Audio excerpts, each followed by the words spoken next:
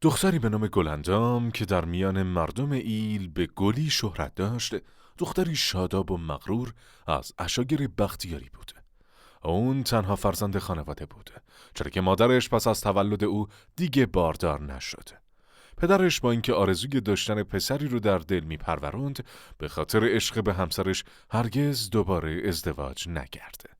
گلی از همون کودکی مورد توجه پدرش قرار گرفت و اون رو همانند یک پسر تربیت کرده. پدرشون رو به گله می برد، اسب سواری و تیراندازی یادش میداد و هر اونچه یه مرد بختیاری باید بدونه به اون آموزش میداد. گلی زیباییش رو از مادرش به ارث برده بود، اما این زیبایی گاهی براش درد سرساز میشد. تقریباً هر خانواده‌ای که پسری تو خونه داشت از اون خواستگاری کرده بود، اما گلی با قاطعیت همه رو رد کرده بود. با وجود اینکه فقط 16 سال داشت، اون و پدرش معتقد بودن که دختری مثل گلی به مردی قوی تر از خودش نیاز داره. اما گلی با مهارت‌هایی که از پدرش آموخته بود، احساس می‌کرد نیازی به شوهر یا آقا بالا سر نداره.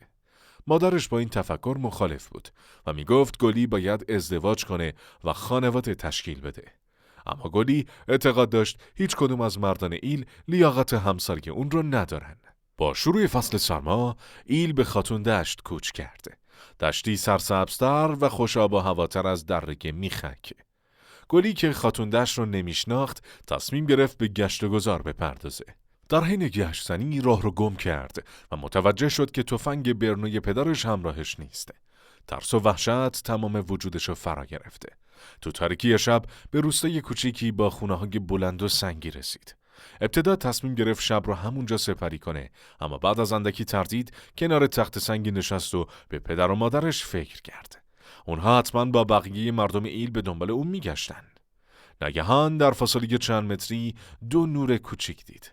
وحشت زده شد و سنگی از روی زمین برداشته. نورها نزدیکتر شدن و اون فهمید که چشمان یک گرگه. ترس تمام وجودش رو فرا گرفت و قلبش به شدت میتپید. برای اولین بار تو زندگیش جیغی از وحشت کشیده. گرگ نزدیکتر شد و زمانی که گلی گرمای نفس اون رو روی گردنش حس کرد، ناگهان مردی جوان و قوی از راه رسیده. اون گرگ رو پرت کرد و با قدرتی شگفت‌انگیز اون رو دور کرده. گرگ سرش رو پایین انداخت و عقب نشینی کرده. گلی که از مرگ نجات یافته بود به مرد خیره شد. مرد با قدم‌های آهسته به اون نزدیک شد و با لحنی آروم گفت: حالت خوبه؟ گلی که هنوز از ترس می‌لرزید و اشک می‌ریخت پاسخ داد: حالم خوبه، فقط تو رو خدا با من کاری نداشته باشه. مرد خندیده گفت: چرا انقدر می‌ترسی؟ من که با تو کاری ندارم.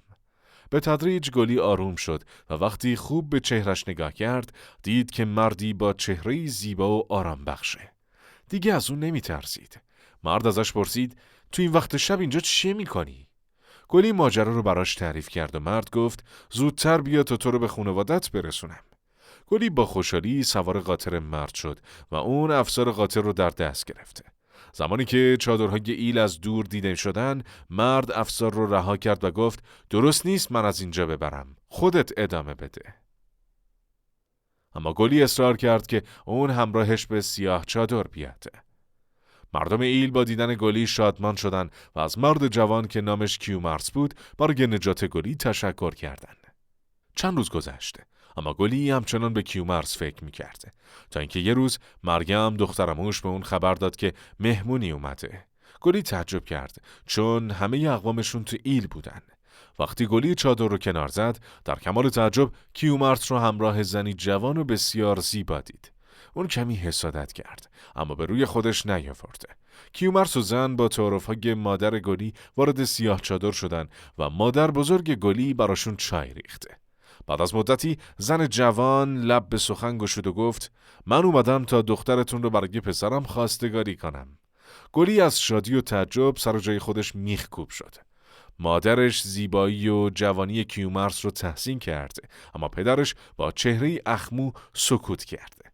پدر گلی که اون رو مثل پسرش میدونست نمیتونست دورش رو تحمل کنه، اما وقتی رضایت گلی رو دید ناچار به این وصلت تن داد. مراسم ساده‌ای برگزار شد و گلی به خونه شوهر رفت. اون با چادر سفید و سوار بر قاطر به همراه کیومرث راهی شد. نگاه حسادت‌آمیز جوانای ایل رو از زیر چادرش میدید و با غرور از کنارشون میگذشت. به روستای کیومرث رسیدن. همون روستای عجیب با خونه‌های بلند و سنگی که گلی یه بار به اونجا پناه آورده بود. هرچی به خونه نزدیکتر می‌شدن، حس ناخوشایندی تو دل گلی شکل می‌گرفته. وقتی به خونه رسیدن، کیومرث از اون خواست تا تکه‌ای از موهاشو قیچی کنه. هرچند دلیل قانع کننده‌ای نداشته، گلی به اصرار اون این کار رو انجام داد. کیومرث موها رو برداشت و از اتاق خارج شد. گلی چند ساعتی منتظر مونده، اما خبری از اون نشد. خوابش برد و با صدای پایی از خواب پرید. وقتی چشاشو باز کرد، مادر کیومرث رو بالای سرش دید. زن با لبخندی ترسناک به اون نگاه میکرده. گلی پرسید کیومرث کجاست؟ زن با قهقهه‌ای بلند گفت پیش مادرش رفته. گلی با تعجب گفت مگه شما مادرش نیستید؟ زن با خنده‌ای بلند پاسخ داد نه، من مادرش نیستم. من اون رو اسیر کرده بودم چون به زیباییش نیاز داشتم. لب‌های گلی از ترس خشک شد و با صدایی لرزان پرسید حالا با من چی کار دارید؟ زن پاسخ داد تو حالا اسیر منی. موهای تو به من قدرت میدن. زن موهای گلی رو که کیومرث قیچی کرده بود از جیبش بیرون آورده. در حالی که چهرهش به هیولایی وحشتناک تبدیل میشد گفت از امروز چهره زیبای تو مال منه. گلی وحشت زده به تماشای تغییر شکل زن نشسته. اون وردی خوند و موها رو روی سرش گذاشته. لحظه‌ای بعد گلی دید که چهرهش به زن منتقل شده و خودش به هیولایی زشت و بد ترکیب تبدیل شده. گلی به سمت آینه‌ای دوید که تو اتاق بود. با دیدن چهره خودش فریادی از وحشت کشید. زن با قهقهی بلند گفت این چهره جدیدته، عادت کن. زن گلی رو تو اتاقی سنگی زندانی کرده. اون هر روز تو آینه به چهره زشت و بد ترکیب خودش نگاه میکرد و از خودش متنفر بود. روزها و شبها میگذشت و گلی تو تنهایی و ناامیدی اشک میریخته. گذشت و کار اون گریه و زاری بوده. دلتنگ پدر و مادرش و مردم ایل بود. هیچ راه فراری نداشت و اگه هم میتونست فرار کنه با اون چهره ترسناک نمیتونست به خونه برگرده. یه روز مثل همیشه از خواب بیدار شد و تکنان خشکی که زن براش گذاشته بود رو خورده. متوجه شد که دستهاش به شکل قبلی برگشتن. به آینه دوید و چهره قبلی خودش رو دید. از خوشحالی بالا و پایین میپرید و خدا رو شکر میکرد. ناگهان صدای پایی شنید و ترسید که جن اومده باشه تا زیباییش رو پس بگیره. خودش رو پشت صندوقی پنهون کرد و لحظه‌ای بعد کیومرث و زنی مسن اما زیبا رو دید. اون با خشم به سمت کیومرث حمله کرد و چند سیلی به اون زد. کیومرث هیچ عکس‌العملی نشون نداد. با چهره خشمگین پرسید چرا با اون کارو کرده و چرا اون رو عاشق خودش کرد و بعد تنهاش گذاشته. کیومرث با مهربانی گوش میکرد و جواب نمیداد. وقتی خشمشو خالی کرد روی زمین نشست. کیومرث کنارش نشست و دستشو گرفته. دستشو پس زد و گفت اگه به من نزدیک بشی خودمو میکشم. کیومرث بلند شد و گفت تو حق داری از دست من ناراحت باشی، ولی اول باید ماجرا رو بدونی. کیومرث کنار زن مسن رفت و گفت گلی جان این مادر منه که سالهاست دست اون جن اسیر بود. تنها راه رها شدن مادرم این بود که زنی با زیبایی بیشتر برای اون جن ببرم. سالها گشتم و چنین کسی رو پیدا نکردم تا اینکه جن گفت دختری به همراه ایل به خاتون دشت اومده و من ناچار به این کار شدم.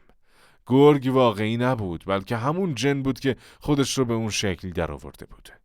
اون با صدای بلند پرسید خب چرا با من عروسی کردی؟ میتونستی همونجا یکم از موهامو کوتاه کنی و به اون بدی؟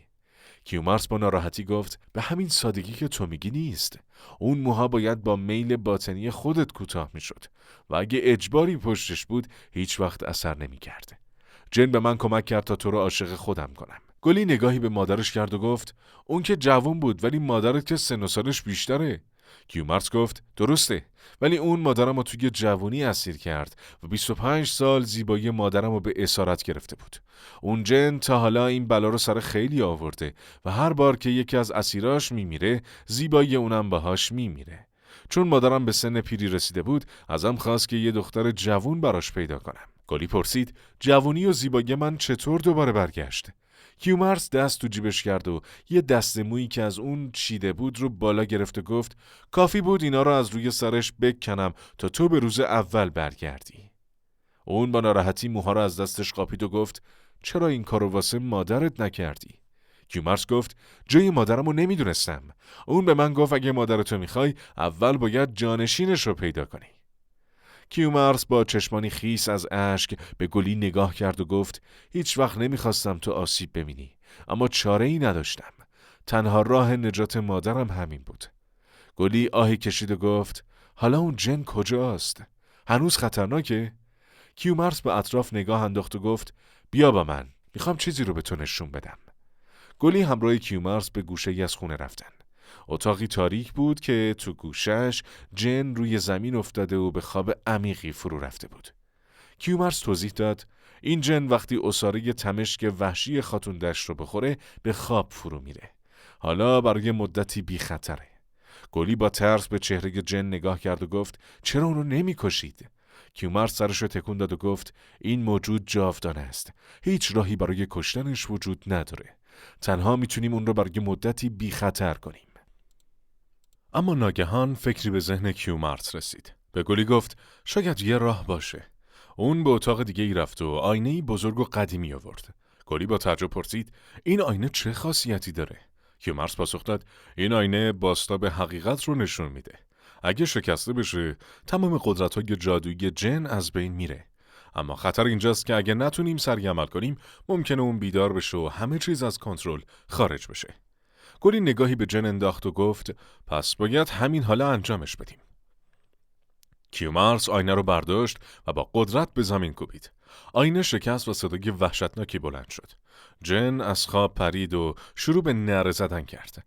اما پیش از اینکه بتونه کاری انجام بده، ناگهان به خاکستر تبدیل شد. همون لحظه خونه و تمام روستا شروع به لرزیدن کرد. دیوارها ترک برداشتن و زمین زیر پاشون فرو ریخته. کیومرث دست گلی رو گرفت و گفت باید سریع از اینجا بیرون بریم. اونا به سرعت از خونه بیرون دویدن.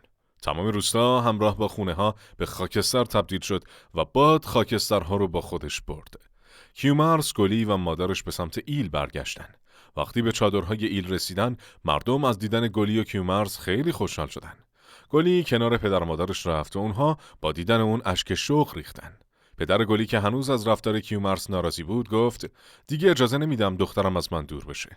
اما وقتی کیومرث تصمیم گرفت تو ایل بمونه و سیاه چادری برای خودش و مادرش برپا کنه، دل پدر گلی نرم شد. کیومرث با گذشت زمان عشق و احترام گلی رو دوباره به دست آورد. اون ثابت کرد که قصدش همیشه حفاظت از گلی بوده. هرچند راهی که انتخاب کرده بود پر از درد و رنج بود.